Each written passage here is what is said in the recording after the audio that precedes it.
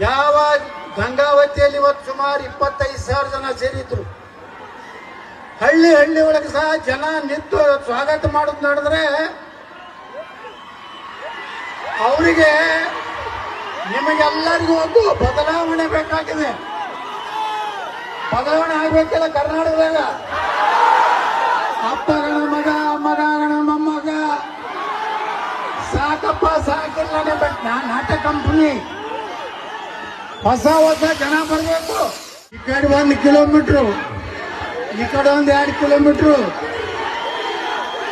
ಕರ್ನಾಟಕದಾಗ ಮುಂದಿನ ಚುನಾವಣೆ ಗ್ಯಾರಂಟಿ ಮ್ಯಾಗ ಆಗೋದಿಲ್ಲ. ಒಂದು ಗ್ಯಾರಂಟಿ ಬೇಕಾಗಿತ್ತು ರಾಜ್ಯ ಜನರಿಗೆ.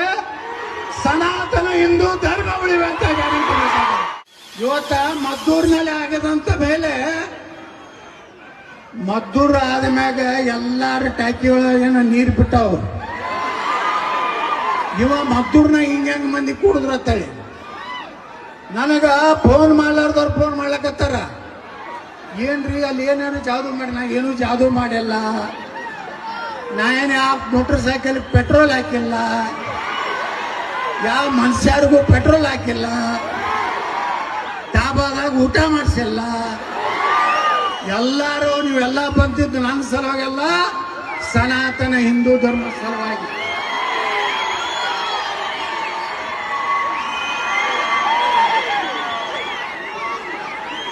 ನಾನು ಆ ಸಿನಿಮಾ ಹಾಡೋರಂಗೆ ಎಲ್ಲ ಕಡೆ ಆಡಬೇಕಾಗಿತ್ತು. ಬಂಧುಗಳೇ, ನಿಮ್ಮ ಪ್ರೀತಿ ವಿಶ್ವಾಸ ಇವತ್ತು ಕರ್ನಾಟಕದಲ್ಲಿ ಒಂದು ಹೊಸ ಬದಲಾವಣೆ ಆಗೋದಿದೆ.